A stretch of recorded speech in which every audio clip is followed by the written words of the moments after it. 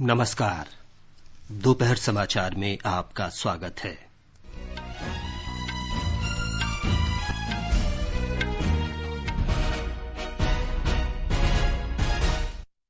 प्रधानमंत्री नरेंद्र मोदी ने कोविड महामारी के बीच लोगों से अधिक सचेत और सतर्क रहने का आग्रह किया। मन की बात कार्यक्रम में श्री मोदी ने लोगों की सेवा भावना की सराहना करते हुए सेवा को परम धर्म बताया। उन्होंने कहा, आयुष्मान भारत के लाभार्थियों की संख्या 1 करोड़ से अधिक हुई। प्रधानमंत्री ने देश के पूर्वी क्षेत्र के विकास की आवश्यकता पर जोर देते हुए कहा, इस क्षेत्र में देश के विकास को गति देने की क्षमता। चरणबद्ध तरीके से लॉकडाउन हटाने की घोषणा। कोरोना नियंत्रण क्षेत्रों में 30 जून तक पूर्णबंदी रहेगी। कोविड रोगियों के स्वस्थ होने की दर लगभग 48% हुई। और अमेरिका ने G7 शिखर सम्मेलन सितंबर तक स्थगित किया।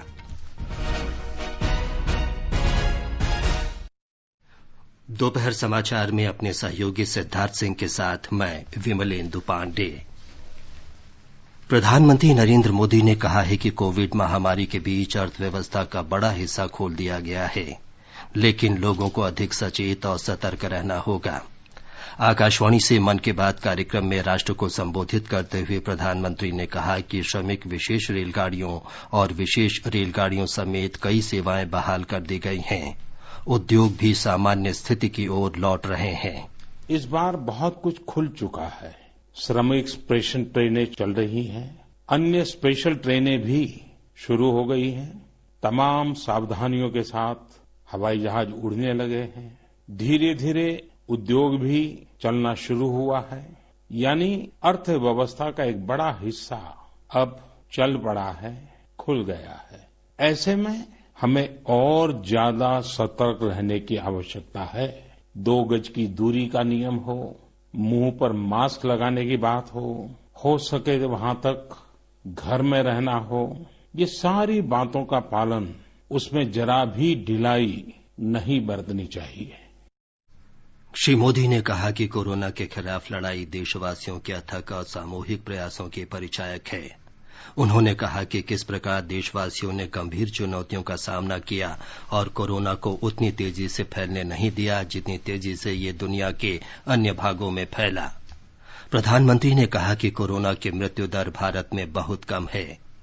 प्रधानमंत्री ने लोगों में सेवा की भावना की सराहना करते हुए इसे देश की सबसे बड़ी शक्ति बताया। उन्होंने कहा कि सेवा परमो धर्मः में ही जीवन का सुख और संतोष है और ये भारत की जीवन पद्धति है। देशवासियों की संकल्प शक्ति के साथ एक और शक्ति इस लड़ाई में हमारी सबसे बड़ी ताकत है, वो है देशवासियों की सेवा शक्ति। वास्तव में इस महामारी के समय हम भारतवासियों ने ये दिखा दिया है कि सेवा और त्याग का हमारा विचार केवल हमारा आदर्श नहीं है, बल्कि भारत की जीवन पद्धति है। और हमारे यहाँ तो कहा गया है, सेवा परमो धर्मः। सेवा स्वयं में सुख है, सेवा में ही संतोष है। श्री मोदी ने कहा कि देश के सभी भागों से महिला स्वयं सहायता समूहों के शानदार कार्यों के भी सैकड़ों गाथाएं सामने आ रही हैं। महामारी के कारण लोगों के कष्टों और समस्याओं पर अपनी पीड़ा साझा करते हुए प्रधानमंत्री ने कहा कि कोरोना वायरस ने समाज के सभी वर्गों को प्रभावित किया, लेकिन सबसे बड़ी मार गरीब मजदूरों और कामगारों पर पड़ी है। उन्होंने कहा कि केंद्र, राज्य तथा सभी स्थानीय निकाय उनकी समस्याओं के समाधान के लिए निरंतर प्रयत्नशील हैं।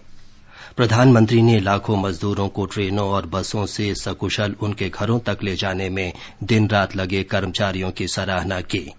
उन्होंने मजदूरों के लिए हर जिले में भोजन और क्वारंटीन की व्यवस्था कर रहे लोगों की भी प्रशंसा की। ये दुनिया के हर कोरोना प्रभावित देश में हो रहा है और इसलिए भारत भी इससे अछूता नहीं है। हमारे देश में भी कोई वर्ग ऐसा नहीं है जो कठिनाई में न हो, परेशानी में न हो। और इस संकट की सबसे बड़ी चोट अगर किसी पर पड़ी है तो हमारे गरीब, मजदूर, श्रमिक वर्ग पर पड़ी है। उनकी तकलीफ, उनका दर्द, उनकी पीड़ा शब्दों में नहीं कही जा सकती। हम में से कौन ऐसा होगा जो उनकी और उनके परिवार की तकलीफों को अनुभव न कर रहा हो।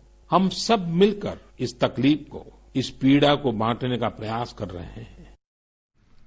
प्रधानमंत्री ने कहा कि मौजूदा परिदृश्य हम सब के लिए सबक के साथ साथ भविष्य की नीतियां तय करने का अवसर भी है। उन्होंने कहा कि हमारे श्रमिकों की पीड़ा में हम देश के पूर्वी हिस्से की पीड़ा को देख सकते हैं।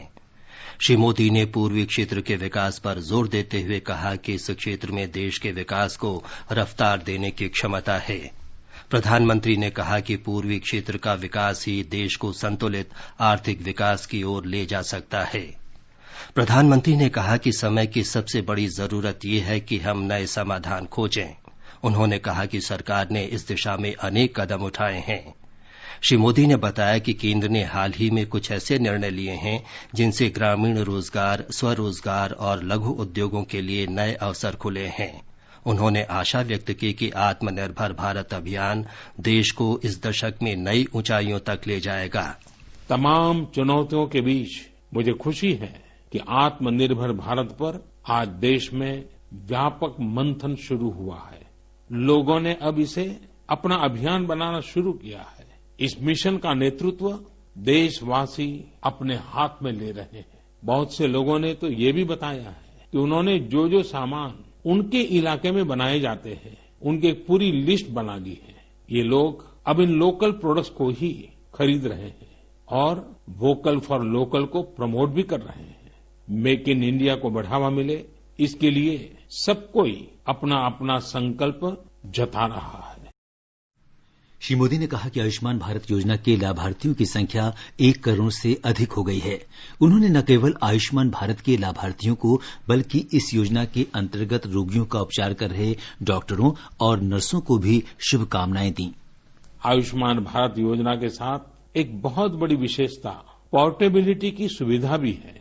पोर्टेबिलिटी ने देश को एकता के रंग में रंगने में भी मदद की है। यानी बिहार का कोई गरीब अगर चाहे तो उसे कर्नाटका में भी वही सुविधा मिलेगी जो उसे अपने राज्य में मिलती। इसी तरह महाराष्ट्र का कोई गरीब चाहे तो उसे इलाज की वही सुविधा तमिलनाडु में मिलती। इस योजना के कारण किसी क्षेत्र में जहां स्वास्थ्य की व्यवस्था कमजोर है, वहां के गरीब को देश के किसी भी कोने में उत्तम इलाज कराने की सहूलियत मिलती है। प्रधानमंत्री ने कहा कि कोरोना महामारी के मौजूदा समय में लोग योग पर गंभीरता से ध्यान दे रहे हैं। हर एक जगह योग और आयुर्वेद के बारे में लोग अधिक से अधिक जानना चाहते हैं और इन्हें अपनी जीवन शैली में अपनाना चाहते हैं। अंतर्राष्ट्रीय योग दिवस जल्द ही आने वाला है। योग जैसे जैसे लोगों के जीवन से जुड़ रहा है, लोगों में अपने स्वास्थ्य को लेकर जागरूकता भी लगातार बढ़ रही है। अभी कोरोना संकट के दौरान भी ये देखा जा रहा है कि हॉलीवुड से हरिद्वार तक घर में रहते हुए लोग योग पर बहुत गंभीरता से ध्यान दे रहे हैं। हर जगह लोगों ने योग और उसके साथ साथ आयुर्वेद के बारे में और ज्यादा जानना चाहा है, उसे अपनाना चाहा है।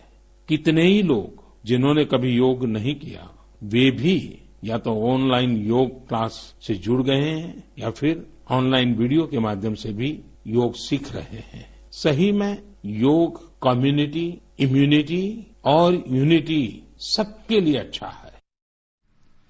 प्रधानमंत्री ने हाल के चक्रवाती तूफान का साहस और बहादुरी से सामना करने के लिए पश्चिम बंगाल और ओडिशा के लोगों की प्रशंसा की। उन्होंने कहा कि ओडिशा और पश्चिम बंगाल के लोगों ने जिस धैर्य और संकल्प से इस आपदा का सामना किया वो बहुत ही सराहनीय है। श्री मोदी ने कहा कि देश के कई भागों में टिड्डी दलों का प्रकोप हुआ है। उन्होंने कहा कि केंद्र, राज्य सरकारें, कृषि विभाग और प्रशासन सभी इस बात का प्रयास कर रहे हैं कि फसलों को इसके प्रकोप से बचाया जाए।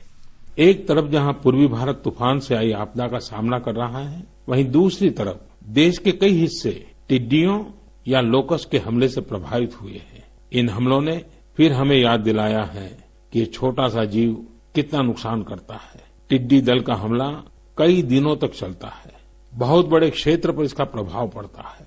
भारत सरकार हो, राज्य सरकार हो, कृषि विभाग हो, प्रशासन भी इस संकट के नुकसान से बचने के लिए, किसानों की मदद करने के लिए आधुनिक संसाधनों का भी उपयोग कर रहा है। नए नए आविष्कार की तरफ भी ध्यान दे रहा है और मुझे विश्वास है कि हम सब मिलकर के हमारे कृषि क्षेत्र पर ये जो संकट आया है उससे भी लोहा लेंगे, बहुत कुछ बचा लेंगे।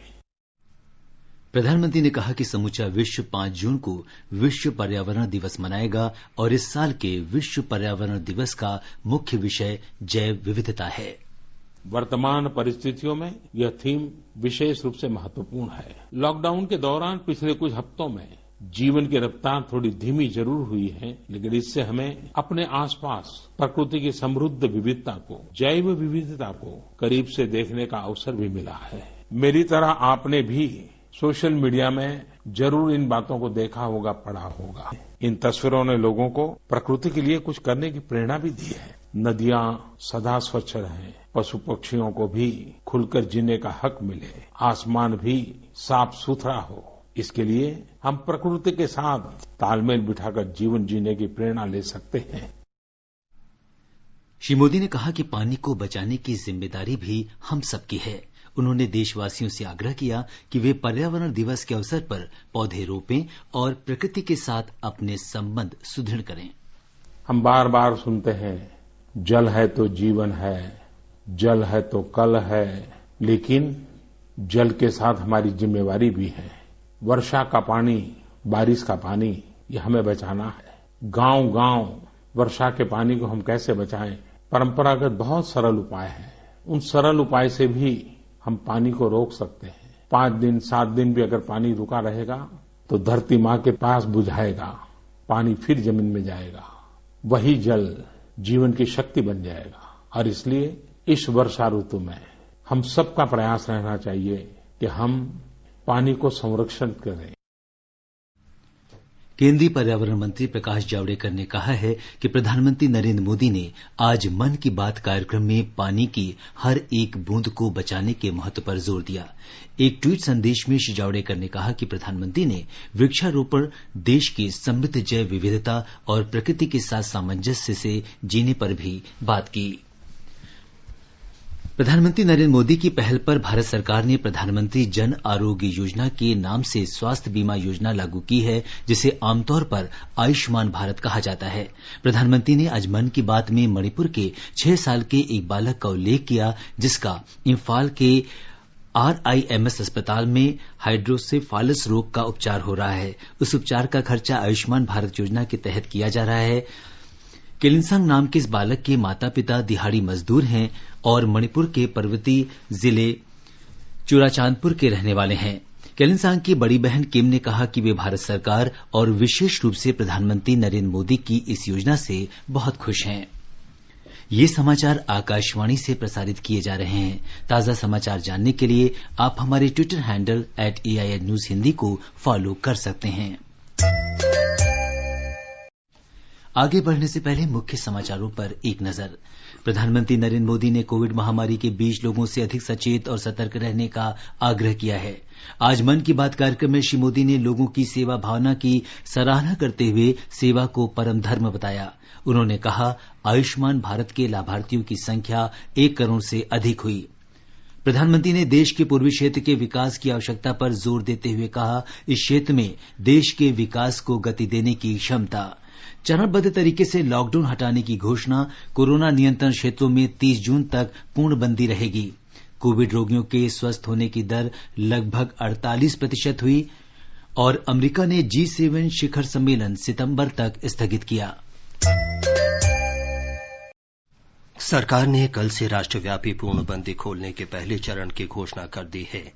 पूर्णबंदी का चौथा चरण आज समाप्त हो रहा है। राज्यों और केंद्र शासित प्रदेशों में निर्धारित नियंत्रण क्षेत्रों को छोड़कर देश के अन्य क्षेत्रों में कल से पूर्णबंदी खोलने का पहला चरण शुरू होगा। ग्रीन और ऑरेंज जोन में सुबह 5 बजे से रात 9 बजे तक कुछ गतिविधियों को छोड़कर सभी गतिविधियों की अनुमति होगी। शेष गतिविधियां 8 जून से चरणबद्ध ढंग से खोली जाएंगी। केंद्र सरकार के दिशा निर्देशों के अनुसार नागरिकों द्वारा अंतर्राज्यीय और राज्य के अंदर सामान्य नागरिक परिचालन के लिए कल से कोई अलग अनुमति या परमिट लेने की आवश्यकता नहीं होगी। 8 जून से मंदिरों और अन्य धार्मिक स्थलों के द्वार श्रद्धालुओं के लिए खोलने की घोषणा भी कर दी गई है। स्वास्थ्य मंत्रालय द्वारा तय मानक संचालन प्रक्रियाओं के अनुसार 75 दिनों के बाद होटल, रेस्टोरेंट, आतिथ्य सेवाएं और शॉपिंग मॉल भी 8 जून जून से आगंतुकों से जीवंत हो उठेंगे। स्कूल, कॉलेज, कोचिंग संस्थान सहित शैक्षणिक संस्थान 30 जून तक बंद रहेंगे और उनके पुनः खुलने पर निर्णय सभी हितधारकों के परामर्श के बाद ही लिया जाएगा। अंतर्राष्ट्रीय विमान सेवा, metro rail, cinema hall, gymnasium, swimming pool, मनोरंजन पार्क, थिएटर, बार, ऑडिटोरियम और धार्मिक सहित अन्य सभी बड़ी सभाएं देश भर में अग्रिम आदेश तक निषिद्ध रहेंगी। हालांकि केंद्र द्वारा दिए गए दिशा निर्देश से इतर राज्य सरकारें अपने मूल्यांकन के अनुसार कोरोना की रोकथाम के लिए अन्य अतिरिक्त प्रतिबंध लगा सकती हैं। आनंद चतुर्वेदी, आकाशवाणी समाचार, दिल्ली।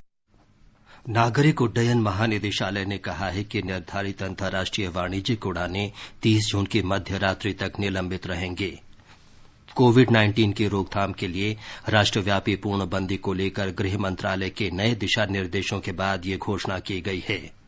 महानिदेशालय ने कहा है कि विदेशी विमानन कंपनियों को भारत में उड़ानों का संचालन शुरू करने के बारे में समय पर सूचित किया जाएगा। इससे पहले देश में घरेलू विमान सेवाएं सोमवार से फिर शुरू कर दी गईं।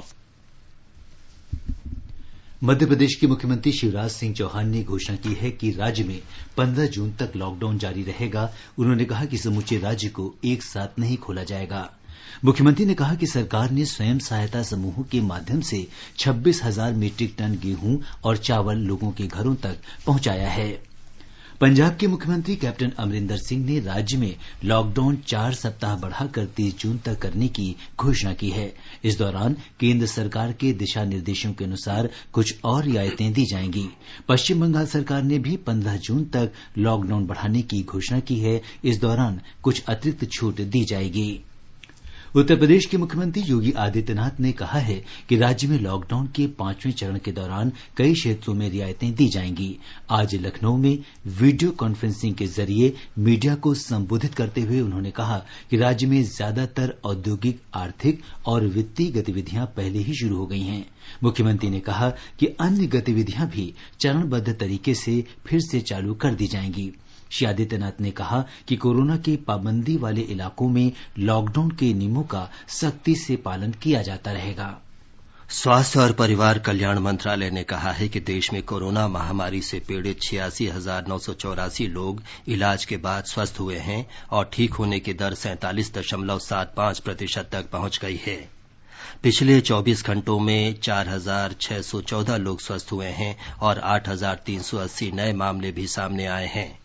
ये एक ही दिन में संक्रमित हुए लोगों की अब तक की सबसे अधिक संख्या है। देश भर में कोरोना वायरस से अब तक संक्रमित लोगों की कुल संख्या 1,82,143 हो गई है। पिछले 24 घंटों में 193 लोगों की मौत हुई और अब तक इस बीमारी से मरने वालों की संख्या 5,164 हो गई है। भारतीय आयुर्विज्ञान अनुसंधान परिषद आईसीएमआर ने कहा है कि पिछले 24 घंटों में कोरोना वायरस के कुल 1,25,428 नमूनों का परीक्षण किया गया। इस तरह देश भर में अब तक इस महामारी के 37,37,027 नमूनों की जांच की जा चुकी है। गुजरात में पिछले 24 घंटे में कोविड-19 से और 27 लोगों की मृत्यु हुई है। इसके साथ ही राज्य में इस महामारी से अब तक 1,000 से अधिक लोग जान गंवा चुके हैं। स्वास्थ्य विभाग ने बताया कि राज्य में 412 और लोगों में कोरोना का संक्रमण पाया गया। इसके साथ ही अब राज्य में संक्रमित लोगों की संख्या बढ़कर 16,356 हो गई है। हमारे अहमदाबाद संवाददाता ने आधिकारिक सूत्रों के हवाले से बताया है कि इस समय 6,119 लोगों का उपचार चल रहा है, जिनमें 6,057 लोगों की स्थिति स्थिर बनी हुई है, जबकि 62 रोगियों को वेंटिलेटर पर रखा गया है। कोविड-19 रोगियों के अच्छे होने की दर लगातार बढ़ रही है। 47.40% की राष्ट्रीय औसत के मुकाबले गुजरात में मरीजों के अच्छे होने की दर 56.43% तक पहुंच गई है। कल अस्पतालों से 621 रोगियों को छुट्टी दी गई, जिसके साथ ही छुट्टी पाने वाले रोगियों की कुल संख्या 9,230 तक पहुंच गई है। इस बीच समाज के लिए उदाहरण स्थापित करने के हेतु से अहमदाबाद में कई लोगों द्वारा कोरोना योद्धाओं को पुरस्कृत किया जा रहा है। इंडियन ऑयल पेट्रोल पंप के श्री अजय जानी, मेडिकल और पैरामेडिकल स्टाफ सहित सभी कोरोना वॉरियर्स को पेट्रोल डीजल की खरीद में प्रति लीटर 2 रुपये की नगद छूट दे रहे हैं। अहमदाबाद शहर में हमारे 2 पेट्रोल पंप हैं, उनके माध्यम से हमने हर एक कोरोना वॉरियर को प्रति लीटर 2 रुपया कम लेकर डीजल और पेट्रोल देना आरंभ कर दिया। तो करीबन 50 दिन से ये सेवा कार्यरत है। पर प्रांतीय कामदार जो सैकड़ों की तादाद में अपने वतन में जा रहे थे, हमने उनको समझाया और बताया कि हम आपको हर महीने वेतन देंगे, रेशन देंगे, दवाई देंगे, जरूरत पड़ने पर हम आपको किराए का घर भी दिलाएंगे, लेकिन आपको इसी समय अपने वतन, अपने गांव में जाने की जरूरत नहीं है। योगेश पंड्या, आकाशवाणी समाचार, अहमदाबाद।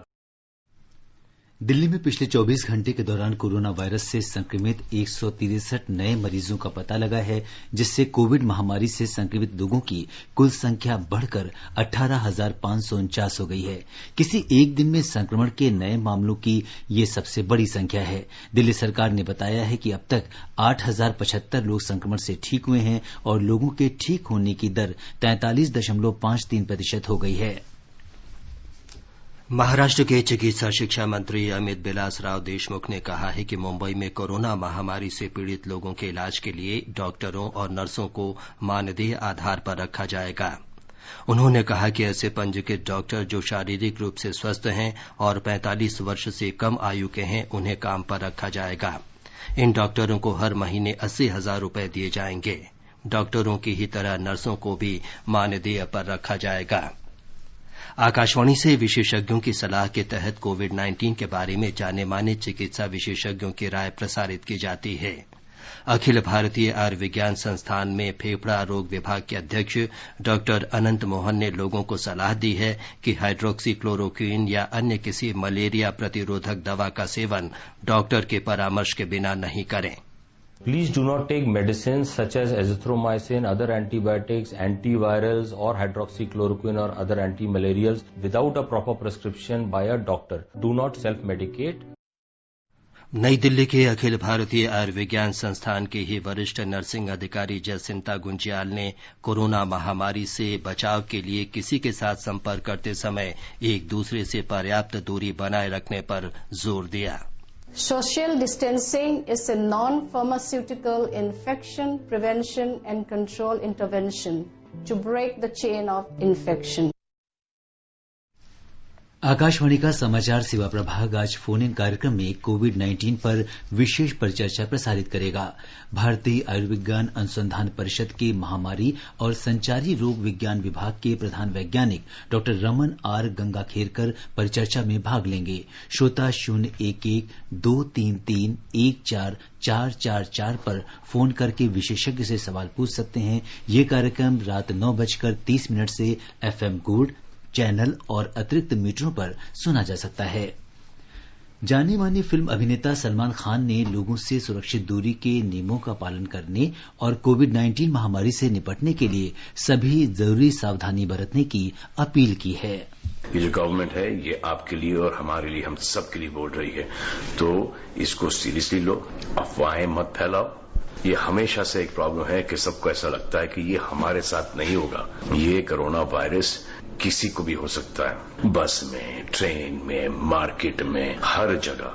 पब्लिक हॉलिडे नहीं है भाई, ये बड़ा सीरियस मामला है। ये सब बंद करो, मास्क पहनो, प्रोटेक्ट करो अपने आप को, हाथ धो, साफ सुथरे रहो, लोगों से दूर रहो। ये सब करने में क्या दिक्कत है आपको? दिल्ली के उपराज्यपाल अनिल बैजल ने कहा है कि राजधानी में कोविड-19 के फैलाव को रोकने के लिए केंद्र सरकार के निर्देशों के अनुसार पाबंदी वाले इलाकों में नियमों का कड़ाई से पालन किया जाना चाहिए। श्री बैजल ने आज दिल्ली में महामारी से वर्तमान स्थिति के बारे में दिल्ली के मुख्य सचिव के साथ बैठक की। ये समाचार हमारी वेबसाइट newsonair.com और हमारे मोबाइल ऐप न्यूज ऑन AIR/हिंदी पर भी उपलब्ध हैं। दोपहर समाचार में आपका फिर स्वागत है। विदेश मंत्रालय वंदे भारत मिशन के अंतर्गत दुनिया भर में भारतीय उच्चायोगों और दूतावासों के प्रयासों में तालमेल कायम कर रहा है। अब तक करीब 40,000 भारतीयों को 230 से अधिक उड़ानों और समुद्री जहाजों से स्वदेश लाया गया है। इसके अलावा 154 देशों को कोविड-19 महामारी से संबंधित चिकित्सा सहायता भी भेजी गई है और त्वरित कार्रवाई दल तैनात किए गए हैं। प्रधानमंत्री नरेंद्र मोदी ने कोविड महामारी के बारे में दक्षिण एशियाई क्षेत्रीय सहयोग संगठन सार्क के नेताओं के साथ वीडियो कॉन्फ्रेंस की, जिसके परिणाम स्वरूप कोविड-19 आपात कोष का गठन किया जा सका। वंदे भारत मिशन के तहत आज खाड़ी देशों से 2200 से अधिक भारतीय नागरिकों को विशेष उड़ानों से स्वदेश लाया जाएगा। इनमें से 8 उड़ानें संयुक्त अरब अमारात से हैं। 6 उड़ानें दुबई से कोच्चि, कन्नौज, कोझिकोड, तिरुवनंतपुरम, हैदराबाद और अहमदाबाद के लिए निर्धारित हैं। 2 विमान अबुधाबी से कोझिकोड और तिरुवनंतपुरम आएंगे। विदेशों में फंसे भारतीय नागरिकों को वापस लाने के समुद्र सेतु अभियान का अगला चरण कल से शुरू होगा। इस चरण में आईएनएस जलाश्व श्रीलंका में कोलंबो से 700 लोगों को लेकर तमिलनाडु में तुतिकोरिन आएगा। इसके बाद अन्य 700 लोगों को माले से तुतिकोरिन लाया जाएगा। भारतीय नौसेना के समुद्र सेतु अभियान के तहत पिछले चरण में 1488 भारतीय स्वदेश लौटे हैं। समुद्र सेतु अभियान विदेश मंत्रालय, गृह मंत्रालय, स्वास्थ्य मंत्रालय तथा केंद्र और राज्य सरकारों की विभिन्न एजेंसियों के निकट समन्वय से चलाया जा रहा है। अमेरिका के राष्ट्रपति डोनाल्ड ट्रंप ने G7 शिखर सम्मेलन को सितंबर तक के लिए स्थगित कर दिया है। उन्होंने इस संगठन का विस्तार कर इसे G10 या G11 बनाने की इच्छा भी व्यक्त की है। जिन नए देशों को G7 में शामिल करने की बात की जा रही है, उनमें भारत के साथ साथ 3 अन्य देश रूस, ऑस्ट्रेलिया और दक्षिण कोरिया भी शामिल हैं। फिलहाल इस संगठन में America, Canada, France, Germany, Italy, Japan और ब्रिटेन शामिल हैं। मध्य प्रदेश और महाराष्ट्र में टिड्डी दल के हमले के बाद कल रात ये छत्तीसगढ़ पहुंच गया। एक रिपोर्ट। छत्तीसगढ़ सरकार ने टिड्डी दल के प्रकोप से फसलों को बचाने के लिए सभी जिला कलेक्टरों को आवश्यक उपाय करने के निर्देश दिए हैं। सीमावर्ती जिलों में टिड्डी दल के आगमन के साथ ही उनके उड़ान भरने की दिशा के बारे में लगातार निगरानी रखने के भी निर्देश दिए गए हैं। राज्य शासन ने एक कंट्रोल रूम स्थापित करने के साथ ही किसानों के लिए हेल्पलाइन नंबर भी जारी किया है। साथ ही कृषि विभाग को पर्याप्त मात्रा में कीटनाशक दवाइयों की व्यवस्था करने के लिए कहा गया है। आकाशवाणी समाचार के लिए रायपुर से मैं विकल्प शुक्ला। भारतीय सेना ने कहा है कि देश की उत्तरी सीमा पर हुई एक घटना को लेकर सोशल मीडिया पर प्रदर्शित किए जा रहे वीडियो की सामग्री प्रामाणिक नहीं है। सेना ने कहा है कि इसे उत्तरी सीमा की स्थिति से जोड़ने का प्रयास दुर्भावनापूर्ण है और इस समय वहां कोई हिंसा नहीं हो रही है। और अब एक नजर आज के मौसम पर। दिल्ली में आज न्यूनतम तापमान 20 डिग्री सेल्सियस और अधिकतम तापमान 35 डिग्री सेल्सियस के आसपास रहने की उम्मीद है। राष्ट्रीय राजधानी में आसमान में बादल छाए रहने, हल्की बारिश या बौछारें पड़ने की संभावना है। मुंबई में आंशिक रूप से बादल छाए रहेंगे। महानगर में न्यूनतम तापमान 29 और अधिकतम 35 डिग्री सेल्सियस के आसपास रहने का अनुमान है। उधर दक्षिण में चेन्नई में आंशिक रूप से बादल छाए रहेंगे। तापमान 29 और 39 डिग्री सेल्सियस के बीच रह सकता है। कोलकाता में आमतौर पर बादल छाए रह सकते हैं। 1-2 बार वर्षा या गरज के साथ फुहारें पड़ने का भी अनुमान है। तापमान 24 से 29 डिग्री सेल्सियस के बीच रह सकता है। उत्तर की ओर चले तो केंद्र शासित प्रदेश जम्मू कश्मीर के जम्मू में न्यूनतम तापमान 23 और अधिकतम तापमान लगभग 32 डिग्री सेल्सियस रहने की संभावना है। जम्मू में गरज के साथ वर्षा होने का अनुमान है। श्रीनगर में न्यूनतम तापमान 13 और अधिकतम तापमान लगभग 20 डिग्री सेल्सियस रह सकता है। शहर में गरज के साथ वर्षा होने का भी अनुमान है। गिलगित में न्यूनतम तापमान 15 और अधिकतम 23 डिग्री सेल्सियस के आसपास रह सकता है। इलाके में गरज के साथ बारिश हो सकती है। मुजफ्फराबाद में आमतौर पर आंशिक बादल छाए रहेंगे। धूल भरी आंधी चलने या गरज के साथ वर्षा का भी अनुमान है। न्यूनतम तापमान 16 जबकि अधिकतम 22 डिग्री सेल्सियस रह सकता है। समाचार कक्ष से मैं नईम अख्तर। अंत में मुख्य समाचार एक बार फिर। प्रधानमंत्री नरेंद्र मोदी ने कोविड महामारी के बीच लोगों से अधिक सचेत और सतर्क रहने का आग्रह किया। मन की बात कार्यक्रम में श्री मोदी ने लोगों की सेवा भावना की सराहना करते हुए सेवा को परम धर्म बताया। उन्होंने कहा, आयुष्मान भारत के लाभार्थियों की संख्या 1 करोड़ से अधिक हुई।